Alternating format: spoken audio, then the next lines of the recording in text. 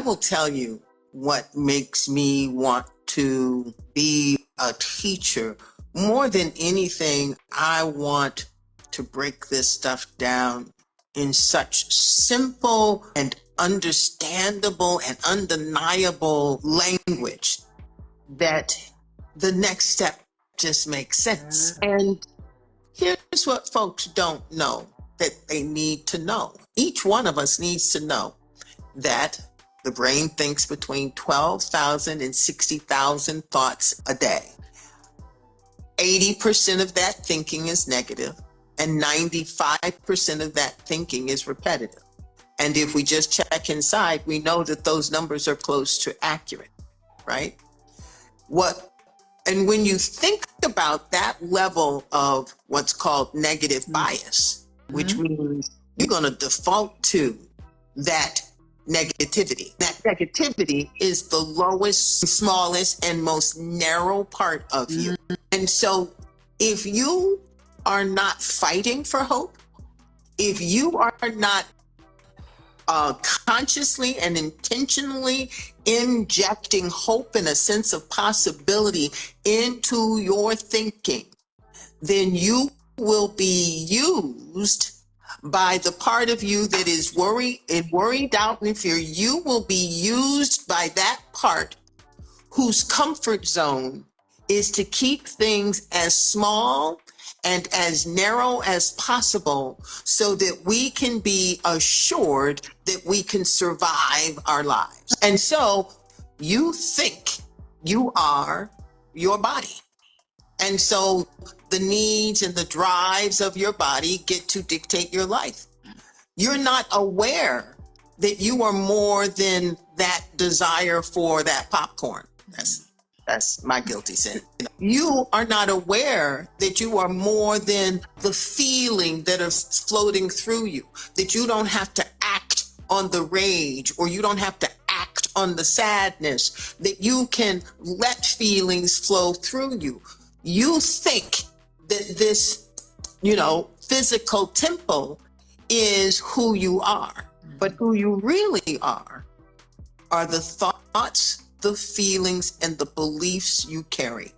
And if you want to change your life, if you want to expand into all that you can be, then we have to be in the default of challenging our thoughts, our feelings, and our beliefs, expanding them so that in the expansion, we get to bring more of ourselves to the table.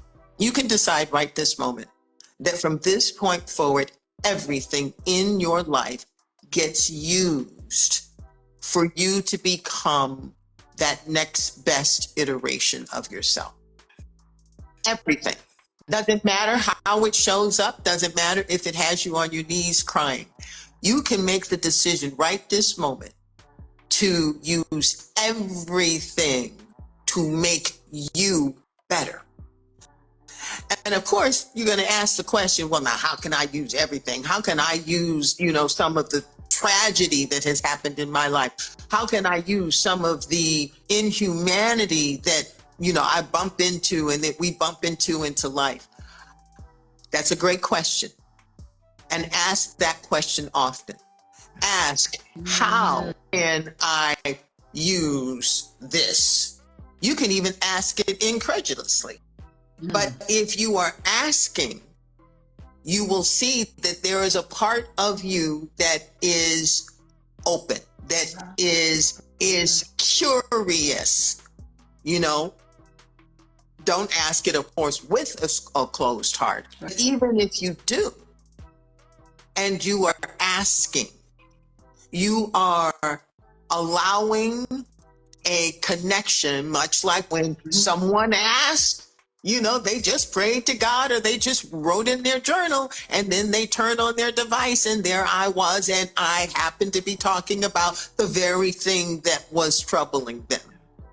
So if you got troubles, if you are feeling troubled, then you ask and let the universe begin to show you what it looks like to have a relationship with yourself.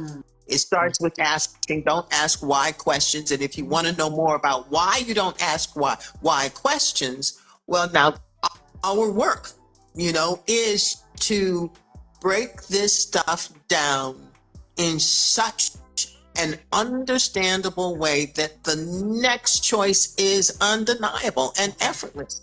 It's like, okay, then the choice is, if my thoughts, feelings, and beliefs matter and they are creating my life, then how do I create my life better? And those answers, align with science, but we're not relying on science for nothing. We have the information inside of us. And when you meet up with truth, something inside of your body says, that's real. And if you get enough that's real, in a conversation, then you might want to be in that kind of a conversation more often. One of the most powerful ways to transform your life is to discover that you're like everybody else.